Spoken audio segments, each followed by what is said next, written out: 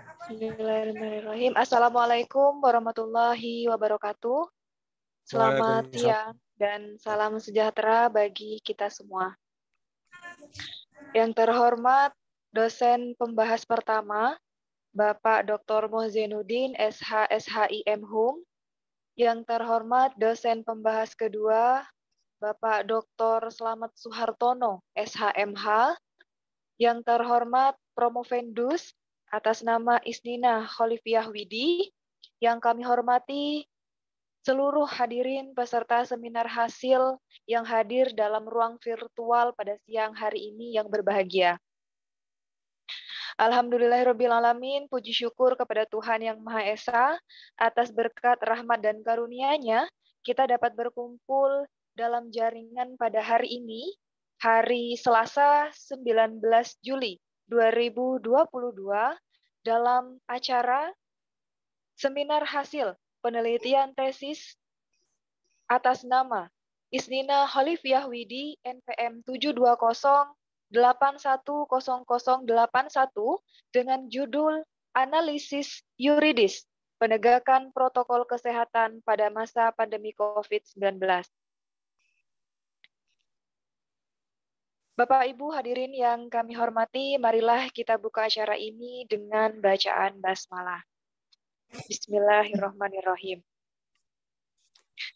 Baik, hadirin yang kami hormati, pada acara siang hari ini yaitu acara seminar hasil tesis dari Promovendus, saya bagi menjadi beberapa ritme, menjadi 4 ritme. Yang pertama adalah pemaparan materi hasil penelitian tesis oleh Promovendus. Ritme yang kedua adalah pembahasan materi hasil penelitian tesis oleh audiens ataupun oleh peserta. Yang ketiga, pembahasan materi hasil penelitian tesis oleh dosen pembahas. Dan yang terakhir adalah closing statement dari masing-masing dosen pembahas. Hadirin yang kami hormati, tak perlu berlama-lama lagi. Sebelumnya saya ingin mempersilahkan terlebih dahulu kepada saudara Promovendus untuk berdoa terlebih dahulu agar diberikan kelancaran dan juga kemudahan dalam menjalani ataupun melaksanakan seminar hasil tesis ini. Kepada saudara Promovendus, Isnina Khalifiyah Widi, waktu kami persilahkan. Assalamualaikum warahmatullahi wabarakatuh. Terima kasih atas kesempatan yang diberikan kepada saya. Terima kasih atas kehadiran juga dari Dr. Muhammad Zainuddin dan Dr. Slamet Suhartono sebagai dosen pembahas. Pada siang ini saya coba memaparkan materi seminar hasil tesis saya tentang analisis yuridis penegakan protokol kesehatan pada masa pandemi COVID-19.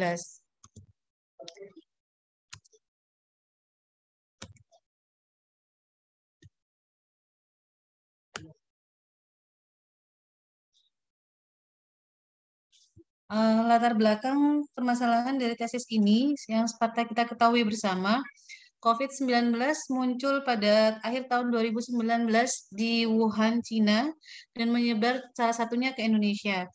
COVID-19 menyebabkan krisis kesehatan global dan memaksa banyak negara untuk membuat regulasi tanggap darurat untuk mengatasi wabah ini. Nah, regulasi dan pemberian hak otonom dari pemerintah pusat di Indonesia dalam rangka mitigasi laju penyebaran COVID-19 juga dilakukan, diantaranya dengan melakukan PSBB atau pembatasan sosial berskala besar. Nah, pemberian hak otonom juga untuk melakukan regulasi untuk wilayah di wilayah-wilayah termasuk yang kami bahas di wilayah Jawa Timur dengan keluarnya Pergub Jatim nomor 53 tahun 2020 serta peraturan Bupati Sumeneb nomor 55 tahun 2020 di mana kedua regulasi tersebut juga membahas atau menganalisis pada percepatan penanganan COVID dan penegakan disiplin protokol kesehatan. Rumusan masalah dari tesis ini adalah bagaimana penegakan hukum protokol kesehatan sebagai upaya pencegahan dan pengendalian COVID-19. Rumusan masalah yang kedua adalah apakah hambatan dalam penegakan hukum protokol kesehatan sebagai upaya pencegahan dan pengendalian COVID-19.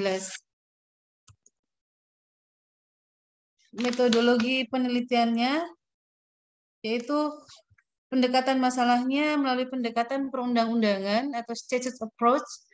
Yang kedua adalah pendekatan conceptual approach, di mana sumber bahan hukumnya yang pertama yaitu melalui Undang-Undang Dasar 1945 dan Undang-Undang Nomor 6 Tahun 2018 tentang kekarantinaan kesehatan. Yang berikutnya adalah Instruksi Presiden Nomor 6 Tahun 2020, PP Nomor 21 Tahun 2020, serta Keputusan Menteri Kesehatan Republik Indonesia Nomor HK 0107 Kementerian Kesehatan garing 382 2020 yang kesemuanya membahas tentang bagaimana penegakan protokol kesehatan. Nah, teknik pengumpulan datanya yaitu dengan menginventarisasi dan mengidentifikasi peraturan perundang-undangan serta klasifikasi dan sistematisasi bahan hukum sebagai permasalahan penelitian. Teknik pengolahan bahan hukumnya yaitu dengan mengkritis, mendukung atau memberikan komentar, kemudian membuat suatu kesimpulan terhadap hasil penelitian dengan pemikiran sendiri dan bantuan kajian pustaka. Metode untuk jenis penelitian hukum normatif berupa metode preskriptif, yaitu metode analisis yang memberikan penilaian atau justifikasi tentang objek yang diteliti apakah benar atau salah atau apa yang seharusnya menurut hukum. Nah, kemudian setelahnya dianalisa bahan hukum tersebut dengan metode preskriptif, yaitu metode analisis yang memberikan penilaian atau justifikasi tentang objek atau yang diteliti apakah benar atau salah atau apa yang seharusnya menurut hukum. Adapun tujuan penelitiannya untuk mengetahui dan menganalisa penegakan hukum protokol kesehatan sebagai upaya pencegahan dan pengendalian COVID-19. Yang kedua adalah untuk mengetahui dan menganalisa hambatan dalam penegakan protokol kesehatan sebagai upaya pencegahan dan pengendalian COVID-19. Manfaat secara praktis yaitu mengembangkan pola dan pemahaman serta mengetahui kemampuan penulis dalam menerapkan ilmu yang diperoleh. Hasil penelitian ini diharapkan dapat menjadi bahan pertimbangan pada instansi yang berwenang dalam rangka pembinaan dan pengawasan pengelolaan pelayanan kesehatan. Manfaat teoritis, hasil penelitian ini diharapkan memberi sumbangan pengetahuan khususnya berkaitan dengan pelayanan kesehatan dari sisi hukum. Hasil penelitian ini diharapkan menjadi acuan bagi penelitian selanjutnya. Nah, penegakan hukum protokol kesehatan sebagai upaya dan pencegahan pengendalian COVID-19. Untuk menanggulangi penyebaran COVID-19, pemerintah membuat aturan pembatasan kegiatan tertentu yang terhadap masyarakat yang berada di wilayah yang diduga berdampak COVID-19. Aturan tersebut tertuang dalam peraturan berskala besar tentang penanganan COVID-19 pada peraturan pemerintah nomor 21 tahun 2020 tadi yang bertujuan untuk menanggulangi dampak penyakit COVID-19 yang akan mengancam aspek politik, ekonomi, sosial budaya, pertahanan, keamanan, serta kesejahteraan masyarakat di Indonesia. Nah, pemberlakuan pembatasan sosial berskala besar diusulkan oleh gubernur atau bupati atau wali kota kepada menteri untuk menyelenggarakan urusan pemerintahan di bidang kesehatan dengan mempertimbangkan ketua pelaksana gugus tugas percepatan penanganan COVID-19. Dalam menangani penyakit penularan menular diatur dalam Undang-Undang Nomor 4 Tahun 84 tentang wabah penyakit menular, upaya penanggulangan pada pasal 5 ayat 1 Undang-Undang ini meliputi penyelidikan epidemiologis, pemeriksaan, pengobatan, perawatan, dan isolasi penderita termasuk tindakan karantina, pencegahan dan pengebalan, pemusnahan penyebab penyakit, penanganan jenazah akibat wabah, penyuluhan kepada masyarakat, dan upaya penanggulangan lainnya. Nah, penegakan hukum mengenai pencegahan dan pengendalian COVID-19 akan mempunyai dampak terhadap pertumbuhan perekonomian di suatu daerah dan bahkan perekonomian negara Indonesia. Namun apabila penegakan pencegahan dan pengendalian COVID-19 tidak dilakukan, maka akan mengancam kesehatan masyarakat Indonesia dan akan menimbulkan banyak korban yang meninggal. Demi memperkuat upaya tersebut, juga dikeluarkan Impres tahun 2020 tentang penegakan disiplin dan protokol kesehatan yang ditujukan kepada para Menteri, Panglima TNI, dan Polri untuk bersinergi dalam penanganan COVID-19. Nah, aturan-aturan hukum mengenai pencegahan dan penyebaran COVID-19 harus diterapkan dan ditegakkan demi mencapai fungsi hukum. Sebagaimana yang dikatakan Lawrence M. Friedman, yaitu pengawasan pengendalian sosial, penyelesaian sengketa, dan rekayasa sosial harus dilakukan dalam pencegahan dan penyegaran COVID-19 ini.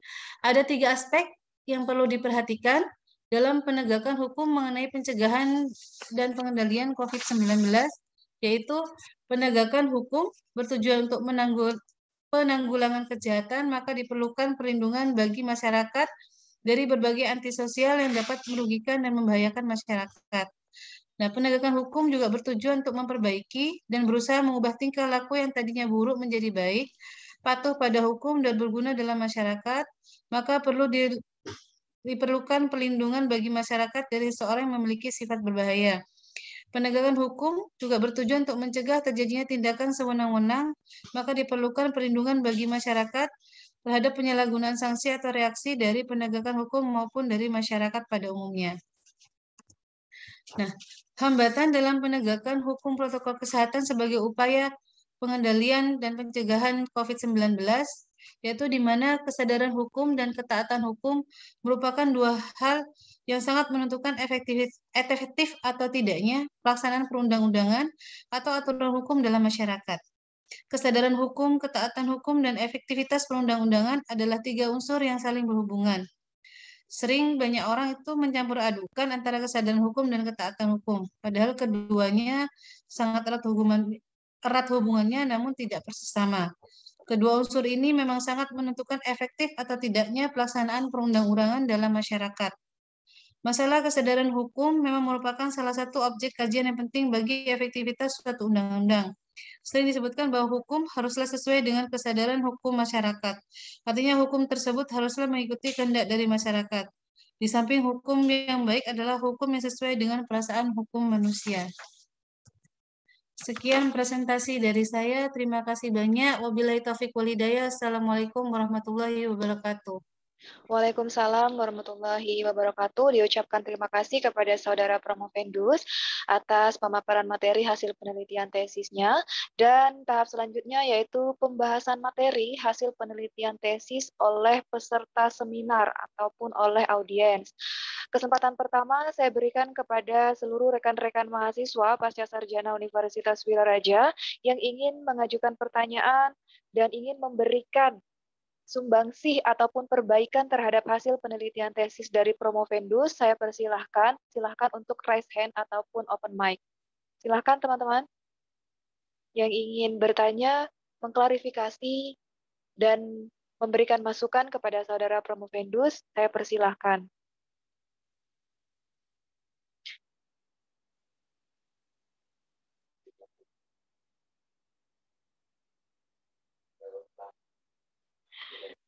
Baik, apabila masih belum ada yang ingin bertanya ataupun memberikan masukan, saya lanjutkan kepada tahap selanjutnya, yaitu pembahasan materi hasil penelitian tesis oleh dosen pembahas. Di sini saya berikan kesempatan pertama kepada dosen pembahas kedua, yaitu Bapak Dr. Slamet Suhartono, SHMH, untuk membahas hasil penelitian yang telah dilakukan oleh saudara Promovendus. Kepada Bapak Slamet, kami persilahkan.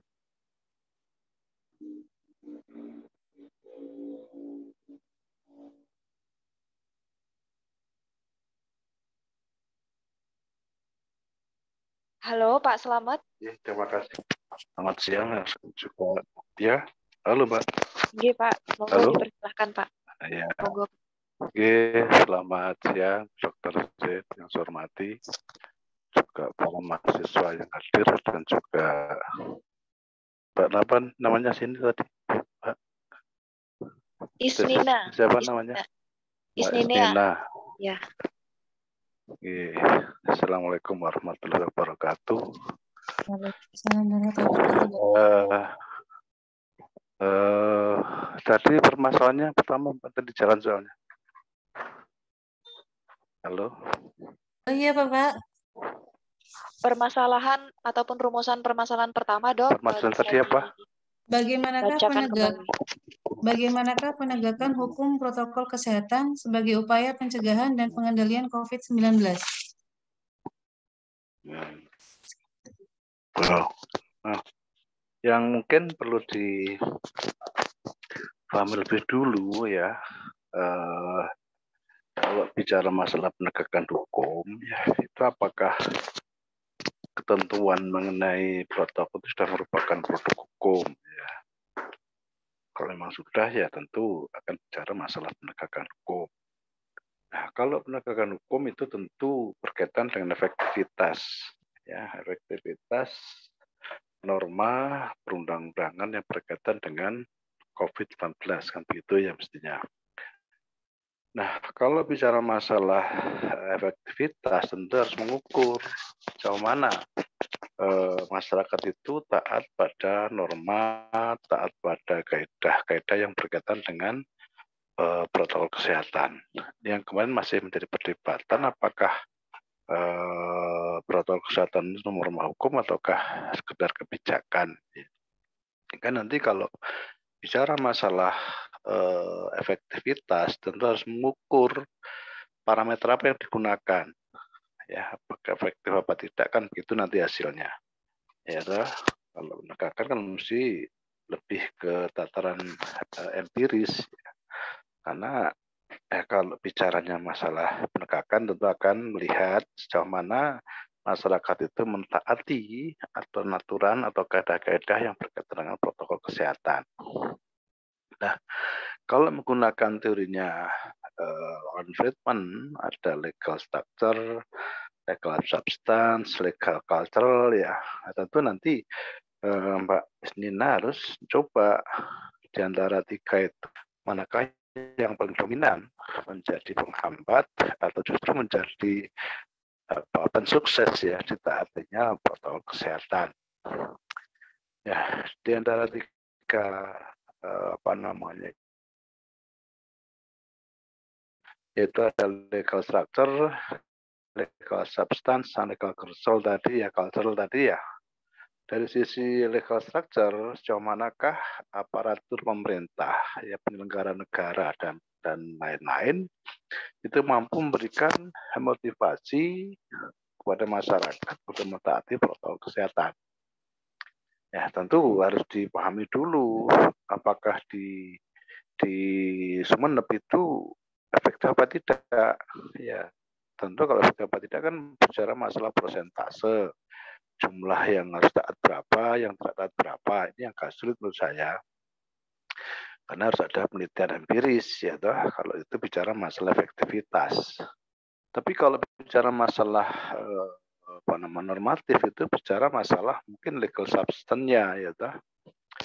Kalau yang empiris sejauh mana aparatur pemerintah, aparatur negara ya menjadi motivator di dalam penyelenggaraan protokol kesehatan itu mungkin dapat dilihat ya terkait dengan peran dari aparatur pemerintah di dalam misalnya mensosialisasikan protokol kesehatan di masyarakat, memberikan satu motivasi, kemudian juga dalam penegakan hukumnya bagaimana, apakah konsekuen apa tidak, ya betul-betul berkomitmen apa tidak itu menjadi bahan parameter ya terhadap efektivitas penegakan hukum protokol kesehatan ya atau apa namanya itu prokes ya.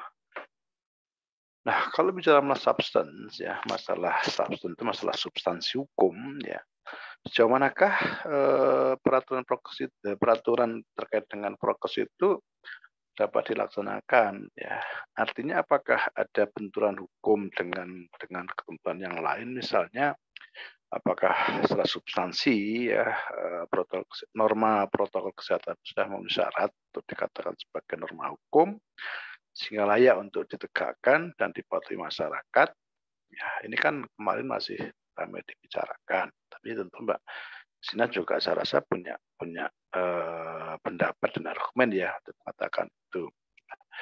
Kemudian juga adakah itu bertentangan dengan norma yang lain misalnya, atau mungkin terjadi kesamaran norma, ya, ketidakjelasan norma ini norma apa tidak, ya, jelas apa tidak dalam implementasinya. Jangan sampai nanti terjadi perbedaan pendapat, atau itu sekedar bla bla bla misalnya. Ini yang menurut saya perlu juga ditelaah, ya, di dalam penelitian hukum ini. Dan yang ketiga adalah unsur legal culture, ya, atau budaya hukum masyarakat yang tadi disinggung juga, kesadaran dan ketaatan tadi, ya, dan kepatuhan tadi, ya, yang tidak disamakan oleh Mbak Nina. Saya rasa itu menarik, ya, kalau bicara masalah cultural, ya, legal cultural itu masalah kesadaran hukum masyarakat. Sejauh manakah masyarakat patuh dan taat terhadap protokol kesehatan itu, ya. Tentu ini kita bicara lagi masalah data empiris, ya, dari sekian banyak yang, ya, masyarakat yang terkena prokes, berapa yang taat dan tidak taat. Itu persoalannya kalau bicara masalah penegakan hukum, ya, dari perspektif empirisnya. Tapi kalau bicara masalah normatifnya, mungkin substansinya, ya, substansi protokol kesehatan itu. Ini yang menurut saya menarik, ya, untuk dalami oleh Mbak Nina. Jangan sampai nanti bicara masalah penegakan tapi tidak tidak memiliki data empiris atau data empiris, ya, data masyarakat terkait dengan berapa yang taat dan melanggar. Ini nanti bisa dilihat di dalam, ya, ini kemudian persoalannya juga adakah sanksi di situ. Kalau kita bicara masalah norma hukum, ya, kalau kita bicara norma hukum positif itu kan kalau kita ikuti pendapat John Austin khususnya dan juga pendapat positivistis yang lain seperti Hans Kelsen, Nawiaski dan seterusnya, itu kan harus ada perintah, ya, isinya larangan, ya, perintah dan larangan, ya, ada kewajiban-kewajiban. Dan unsur terakhir adalah adanya sanksi hukum, ya. Cukupkah protokol kesehatan itu, norma protokol itu memuat 3 unsur itu? Karena norma itu merupakan norma hukum positif, ya, ada perintah dan sekali perintah, larangan, ya, dan kewajiban,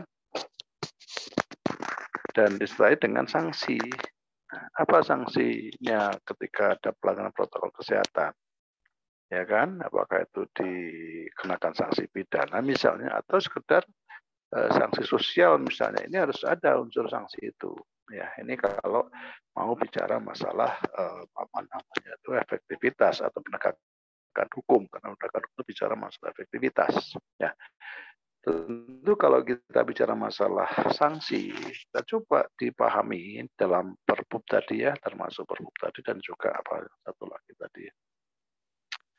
Itu coba ditelusuri, ada enggak sanksi yang dapat digunakan sebagai sarana pemaksa bagi masyarakat, ya. Ketika kemudian sanksi itu dilanggar, misalnya, apa yang akan dijatuhkan terhadap si pelanggar itu? Pidanakah, dendakah, sanksi sosialkah, dan seterusnya. Kalau saya kemarin kan agak ngampang, ya, itu, ya, sanksinya gimana ketika prokes itu dilanggar. Ini yang menurut saya masih, ya, itu yang penting bagi saya, ya. Jadi kalau bicara masalah penegakan itu bicara masalah efektivitas. Ketika bicara efektivitas itu mesti ada parameternya, ya kan, berapa yang dilanggar, berapa yang melanggar, berapa yang tidak, sanksinya apa, ini yang maksud saya perlu dianalisis. Jadi pahami dulu, pastikan dulu bahwa norma prokes itu merupakan norma hukum positif, ya, yang dibuat oleh pemerintah, saya setuju. Itu perintah dari penguasa ya. Ada kewajiban, ada larangan. Nah, sanksi ini yang menurut saya perlu digali lebih jauh. Ya, meskipun sebetulnya sanksi itu bukan instrumen utama di dalam hukum, tapi nampaknya ketika bicara masalah hukum positif, itu sanksi menjadi dominan. Ya. Karena itu merupakan sarana pemaksa bagi ditaatinya aturan-aturan hukum positif. Ya, itu ya barangkali Mbak Isnina terkait dengan tesisnya, menarik sebetulnya itu. Ya, tergantung Mbak Isnina mengeksplor ya, mengeksplorasi ya terkait dengan ya itu dari teknik penulisan mungkin sudah saya seringkali beberapa kali ke saya masih ada beberapa yang memang harus diperbaiki ya, tapi nggak apa-apa. Dan kalau teknik penulisan itu nanti menyesuaikan dengan apa namanya pedoman penulisan SSD, ikuti ya pedoman itu sehingga formatnya pun juga tidak salah gitu ya, karena di awal-awal itu kan masih banyak yang ya masih kurang pas itu menurut saya. Jadi mudah-mudahan secara keseluruhan sebenarnya sudah cukup bagus, cuma hanya tadi ada pendalaman atau penegasan terhadap norma progres sebagai norma hukum tadi ya, terkait dengan efektivitas penegakan hukum. Saya rasa itu sementara. Mungkin Mbak, ini apakah ditanggapi langsung apa Mbak? Oke, baik Pak Selamat, terima kasih atas pembahasan dari hasil penelitian tesis Saudara Promovendus. Mungkin dari Saudara Promovendus ingin menanggapi apa yang telah dibahas dari dosen pembahas, silahkan Ibu Isnina. Ya Bapak, nanti mungkin saya eksplor lagi tentang contoh-contoh penegakan hukum. Kalau mungkin penegakan hukum di Perbub atau di peraturan gubernur atau peraturan bupati itu sudah ada memang kayak contoh kecil sanksi sosialnya aja kayak nyapu atau push up dan sebagainya. Atau kalau yang di Sumeneb itu kalau sanksi ininya kalau kayak kafe-kafe itu ditutup sementara atau yang kalau di nasional itu sanksi untuk Habib Rizik Pak ketika protokol kesehatan dilanggar itu mungkin saya lebih eksplor lagi seperti apa Bapak. Terima kasih Bapak. Baik, terima kasih Ibu Isnina atas tanggapan yang telah diberikan dari pembahasan Bapak Slamet Suhartono. Untuk selanjutnya saya berikan kesempatan kepada dosen pembahas pertama, yaitu Bapak Dr. Muzainuddin untuk membahas dan juga memperbaiki, memberikan saran atas hasil penelitian yang telah dilakukan oleh Saudara Promovendus. Waktu kami persilahkan. Sebelumnya saya ucapkan terima kasih kepada Mbak Evi ya, memberikan kesempatan saya untuk juga melaksanakan tugas pada siang hari ini menjadi pembahas untuk penelitian tesis Saudara Isnina. Suara saya terdengar baik Mbak Evi? Sangat baik Pak, sangat jelas baik. Bapak. Mbak Isnina juga mendengar dengan baik ya? Iya Bapak. Baik, saya lanjutkan apa yang disampaikan oleh Bapak Dr. Slamet Suhartono tadi ya. Memang kalau saya baca judulnya Mbak, berbicara judulnya ini memang lebih tepat diarahkan ke penelitian hukum empiris. Karena kalau berbicara penegakan hukum, itu lagi-lagi kita berbicara bagaimana hukum itu ditegakkan. Kemudian bicara efektivitasnya tadi sudah disampaikan oleh beliau, oleh Bapak Dr. Slamet ya. Jadi kalau bicara penegakan hukum nanti ujung-ujungnya itu efektivitas. Apakah regulasi yang sudah dibentuk itu, mulai dari undang-undang ABCD sampai ke bawah itu, sampai ke kabupaten itu ditegakkan efektif tidak? Nah, betul katanya tadi disampaikan, kalau berbicara penegakan itu harus ada parameternya, efektif tidaknya itu harus ada parameternya. Dikatakan efektif kalau seperti apa? Dikatakan tidak efektif itu seperti apa? Itu harus ada parameternya. Nggak bisa kita ini menilai ini efektif atau tidak, sementara parameternya nggak jelas. Ya, itu menurut saya. Jadi yang pertama, kalau Anda ingin menjawab pertanyaan rumusan masalah yang pertama, itu bicara bagaimana penegakan hukumnya, ya, maka Anda harus buat parameter dulu ya, untuk menilai apakah ini efektif atau tidak. Jadi peraturan yang mengatur tentang penegakan protokol kesehatan itu kan ketika dilaksanakan itu kan ada ininya, ada parameternya, ya kan, ada parameternya. Nah, itu berlaku efektif tidak ketika ditegakkan itu. Nah, itu maksud yang salah satu maksud yang mungkin perlu saya sampaikan ya kepada Mbak Isnina ya. Nah, kalau berbicara penegakan hukum juga Mbak, itu tidak bisa hanya menggunakan bahan hukum. Itu butuh data. Jadi harus pakai data itu. Kalau berbicara penegakan hukum, tidak bisa kita menjawab pertanyaan bagaimana penegakan hukumnya kalau hanya menggunakan undang-undang saja. Menggunakan bahan hukum primer berupa undang-undang, peraturan pemerintah, ya peraturan gubernur, ya kan? Itu semuanya normatif. Dipakai untuk menjawab sesuatu yang empiris, bicara tentang penegakan, bicara tentang efektivitas itu nggak bisa. Jadi mau tidak mau memang harus ada datanya. Makanya tadi Bapak Dr. Slamet itu menyampaikan ya, misalnya Anda memotret yang terjadi di Sumeneb, misalnya. Nah, itu datanya seperti apa? Ya, misalnya Anda mengklaim bahwa penegakan protokol kesehatan di Sumeneb berjalan efektif, misalnya. Itu kan harus ada parameternya. Misalnya begini parameternya, Mbak. Parameternya misalnya kesadaran masyarakat untuk taat tinggi, misalnya. Ya kan? Angka penyebarannya menurun, misalnya. Itu kan parameter dikatakan efektif penegakan protokolnya. Nah, kalau misalnya dikatakan tidak efektif, itu harus ada parameternya juga. Jadi Anda kalau misalnya nanti memberikan kesimpulan atau melakukan klaim, ternyata di Sumeneb nggak efektif penegakan protokol kesehatan, ya. Parameternya apa? Disodorkan. Misalnya masyarakat sulit taat, banyak yang melanggar, banyak yang kena sanksi, angka penyebaran COVID-nya meningkat misalnya. Berarti tidak efektif penegakan protokolnya. Nah, itu semua bisa dijawab dengan menggunakan data, Mbak. Ya, saya kira Mbak Isnina karena bertugas di Sumeneb, bahkan mungkin masuk salah satu tim penanganan COVID di Sumeneb, mungkin punya data tentang itu kalau memang ini memotret Sumeneb. Nah, itu yang pertama, ya. Kemudian yang kedua, Mbak Isnina mungkin bisa menggunakan kerangka teorinya Friedman. Jadi kalau berbicara penegakan hukum itu, Anda coba baca bagaimana Friedman itu memberikan kerangka berpikir. Yang pertama itu tadi disampaikan, kita berbicara tentang substansi hukumnya. Ya. Apakah peraturan yang mengatur tentang protokol kesehatan itu sudah memadai tidak? Ya. Jadi itu menurut Friedman, kalau berbicara penegakan hukum, lihat tiga hal. Yang pertama, hukumnya dulu. Hukumnya memadai enggak untuk ditegakkannya protokol kesehatan? Kalau tidak memadai, ya nggak bisa itu ya, ditegakkan.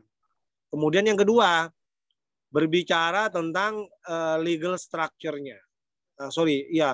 Berbicara tentang strukturnya, penegaknya itu loh. Jadi ini hukumnya sudah baik, regulasinya sudah banyak, ada pergubnya, ada peraturan bupatinya, tapi penegak hukumnya bagaimana? Petugasnya di lapangan seperti apa? Komitmen tidak, konsisten tidak itu diterapkan. Atau banyak toleransinya misalnya. Itu harus diuji itu. Yang ketiga, berbicara tentang legal culture-nya. Berbicara tentang budayanya. Budaya Sumeneb itu mendukung tidak terhadap penegakan protokol kesehatan. Atau jangan-jangan memang budaya masyarakat tidak mendukung itu. Artinya apa? Masyarakat banyak yang abai, banyak yang tidak terlalu peduli, ya.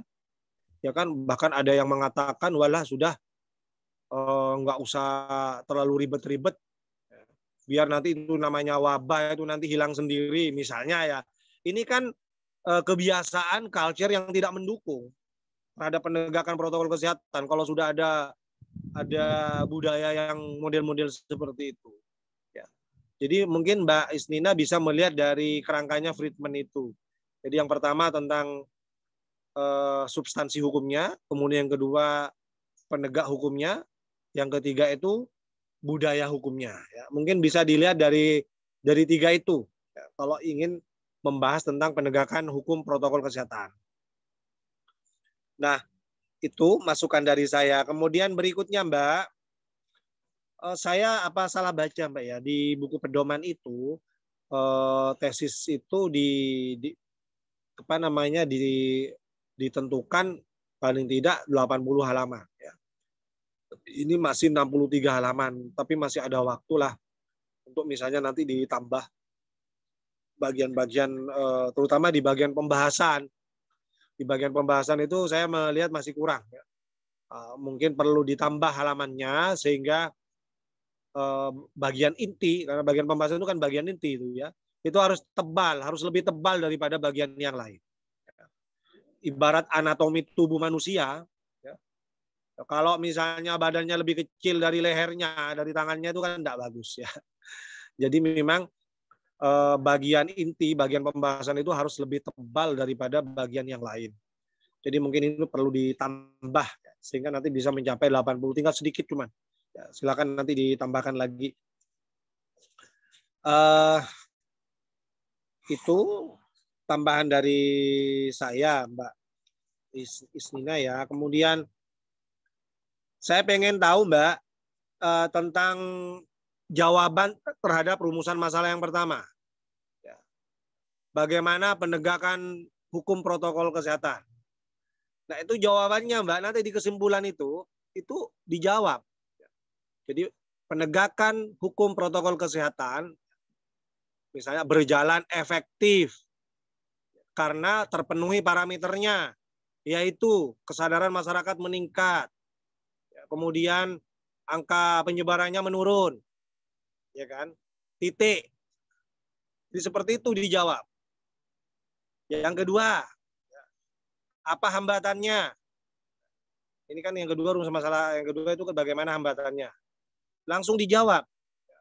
Hambatan yang terjadi terhadap penegakan protokol kesehatan adalah ya, satu, misalnya ya kalau misalnya mau dibuat budaya hukum masyarakat kurang mendukung, misalnya karena masyarakat banyak yang abai misalnya. Dua, misalnya. Ya. Terus hambatannya disebutkan.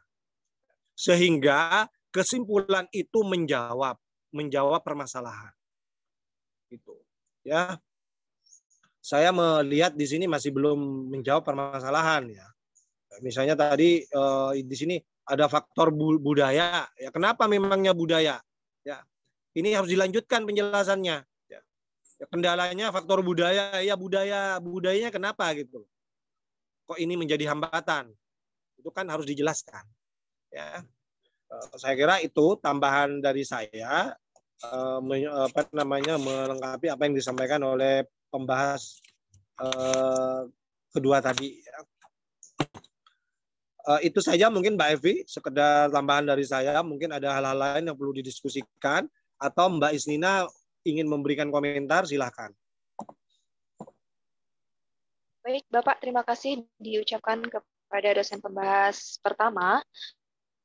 Dan kepada Saudara Promovendus, silahkan untuk menanggapi apa yang telah dibahas oleh dosen pembahas pertama. Terima kasih masukannya Bapak. Untuk sebenarnya kalau intinya, kalau dari data, sebenarnya memang nanti harus dicantumkan data, tapi kalau data-data yang saya baca, itu memang penegakan protokol kesehatan, kalau pas gencar-gencarnya dikerjakan, benar-benar diterapkan, itu sangat efektif untuk pengendalian COVID-19. Namun kadang kalau sudah berlalu, kadang moro-moro ketika pengendalian itu kendor juga angkanya juga semakin kendor. Mungkin nanti saya lebih berbanyak di pembahasan untuk mengenai hal tersebut, Bapak. Dan juga saya akan belajar lagi tentang untuk menelaah sesuai teori Friedman yang Bapak sampaikan tadi. Itu aja, Bapak.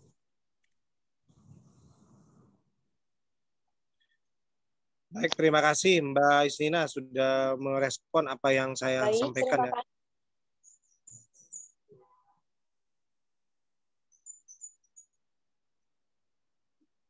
Mbak Evi? Mbak Evi suaranya nggak Iya, jelas. Bapak. Saya Halo, kembali Mbak sudah Evi. jelas, Bapak? Sudah jelas ya. Jadi kita Mbak Isnina Baik, G. ya Suara saya sudah terdengar jelas, Pak. ya silakan dilanjutkan, Mbak. Baik, terima kasih Bapak Dr. Mojinuddin telah membahas hasil penelitian tesis dari Saudara Promovendus. Dan selanjutnya saya kembali membuka kesempatan kembali untuk seluruh peserta seminar hasil yang telah hadir di ruang Zoom ini, yang ingin memberikan masukan dan juga ingin bertanya kepada Saudara Promovendus, kami persilahkan. Di sini ada Mbak Nia, Mas Okta, Ibu Ratna, Mbak Rifatul, Pak Syaiful Bahri, dan juga Pak Taufik. Monggo dipersilahkan Bapak Ibu yang ingin bertanya.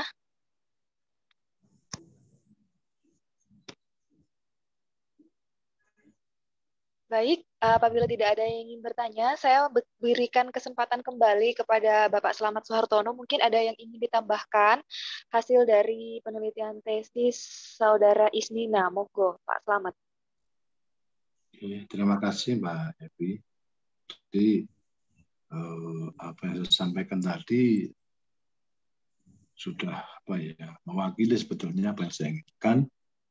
Mungkin nanti Mbak Isnina barangkali cobalah, karena memang kecimpung di situ ya, ada atau disertakan data pendukung ya untuk memberikan untuk analisis ya, sehingga permasalahan itu terjawab ya, bahwa penegakan hukum protokol kesehatan di Sumeneb tadi kata oleh Dr. Zain juga telah efektif ya dengan bla bla bla ya, juga tidak efektif dengan catatan bla bla bla ya. Ini yang perlu karena memang kalau bicara efektivitas kembali kepada mohon izin Pak Slamet memotong sebentar. Kalau tidak salah ini penelitian yang dilakukan oleh Dokter Ibu Isnina ini jenis penelitiannya adalah penelitian normatif, Bapak.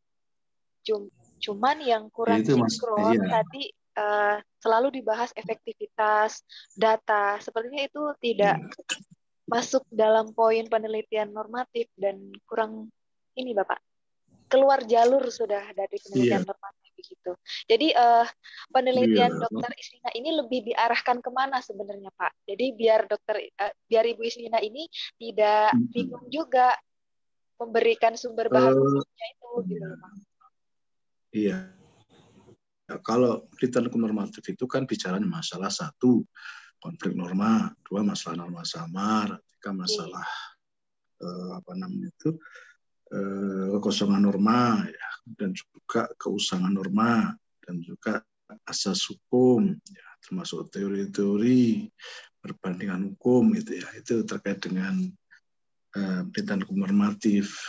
Sehingga yang dianalisis itu kalau normatif itu hanya seputar norma perundang-undangannya ya, norma hukumnya gitu ya.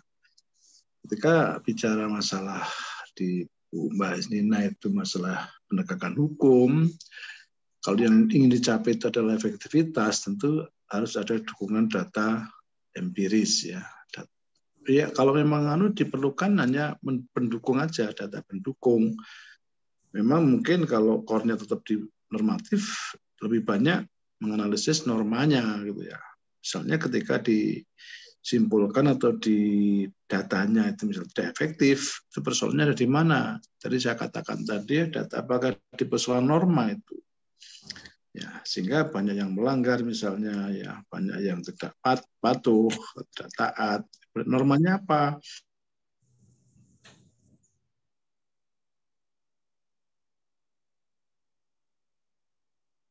Halo, Pak Slamet.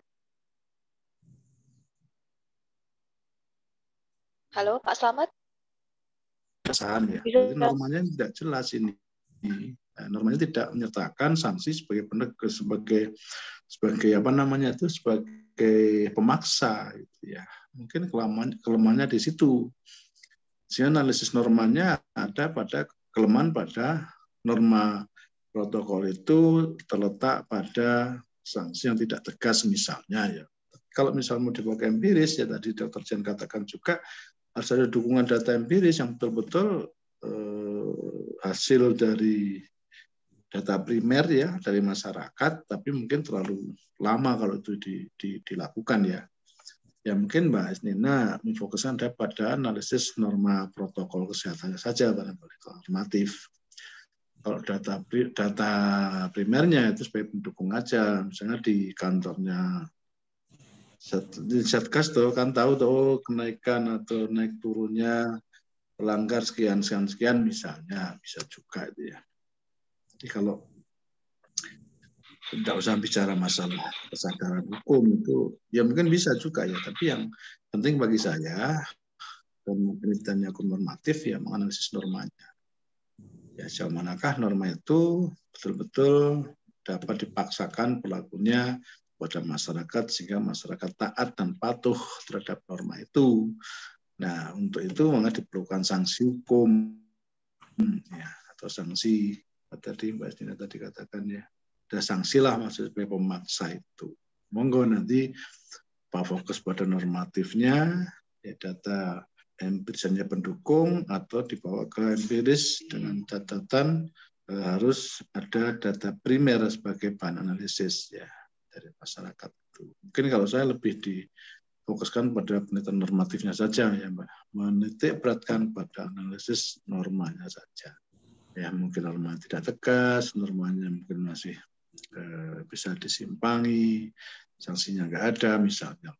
Sehingga ke depan itu syaratnya harus ada sanksi yang tegas misalnya. Ya. Ini barangkali Mbak dari saya, closing statement saya begitu. Baik, terima kasih Pak Slamet. Berarti untuk penelitian ini tetap dipertahankan jenis penelitiannya, jenis penelitian normatif begitu ya Bapak? Boleh. Mengingat waktunya nggak cukup ya Pak, pakai empiris. Harus ulang. Terima kasih. Ya cepat nanti dikaji normanya aja. Oke, terima kasih Mbak Evi, terima kasih. Kepada Pak Slamet Soehartono. Waalaikumsalam warahmatullahi wabarakatuh.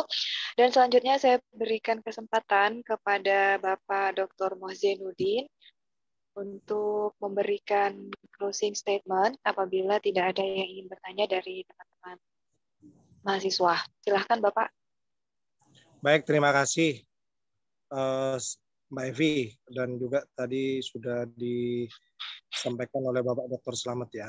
Saya tambahkan sedikit ya sebagai closing statement ya. Apakah ini mau dilanjutkan menjadi penelitian hukum normatif atau penelitian hukum empiris? Saya kira itu tergantung kesiapan dari Mbak Isnina ya. Dan juga tergantung ketersediaan data atau bahan hukumnya. Kalau misalnya tidak memadai datanya, ya nggak apa-apa difokuskan ke penelitian hukum normatif. Tapi harus konsisten. Kalau mau diarahkan ke penelitian hukum normatif, nanti kita arahkan lebih konsisten. Dari judulnya, rumusan masalahnya, itu harus normatif juga. Gitu. Fokus kepada normanya. Itu. Nah, nanti kita akan lihat, kita akan pelajari dulu ya ini hasilnya ya. Kalau misalnya ini mau difokuskan ke penelitian hukum normatif, berarti kita akan fokus untuk menganalisis norma-normanya ya, sehingga nanti kita sinkronkan judulnya dibuat normatif, kemudian permasalahannya juga harus dibuat normatif, pembahasannya juga harus dibuat normatif gitu ya, menjawab isu-isu hukum yang terjadi. Misalnya isu hukumnya normanya kurang jelas, kurang tegas, ya kan? Bahasanya nanti diarahkan ke sana. Ya. Jadi masih ada waktu Mbak Isnina, tidak perlu khawatir, tidak perlu tidak perlu tidak perlu khawatir ya, karena masih ada waktulah kurang lebih seminggu 2 minggu untuk memperbaiki ini ya. Nah, jadi sekali lagi semuanya kembali kepada peneliti. Apakah ini akan dipertahankan menjadi penelitian hukum normatif? Dengan begitu semuanya akan kita sinkronkan mulai dari judulnya, dari rumusan masalahnya, sampai kepada pembahasannya itu harus normatif. Nah, kalau misalnya mau sedikit nyebrang ke penelitian hukum empiris, pertanyaan kita dalam waktu yang singkat ini cukup waktu tidak untuk menggali datanya, ya kan, data-datanya. Nah, nanti kita akan diskusikan lebih lanjut di tahap pembimbingan setelah seminar hasil. Ya. Saya yakin Bu Istina bisa untuk melanjutkan ini. Ya.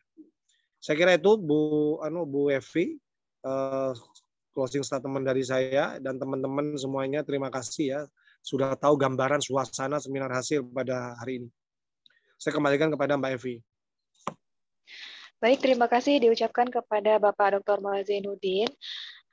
Hadirin, tibalah kita di penghujung acara, di mana dengan telah disampaikannya closing statement dari masing-masing dosen pembahas, baik dosen pembahas pertama dan juga dosen pembahas kedua, maka telah selesai seluruh rangkaian acara pada seminar hasil tesis pada siang hari ini.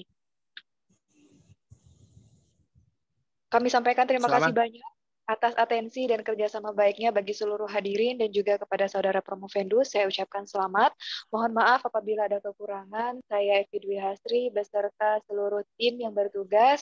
Pamit undur diri. Terima kasih. Assalamualaikum warahmatullahi wabarakatuh. Terima kasih Bapak. Pak Zain, Pak Selamat, terima kasih banyak.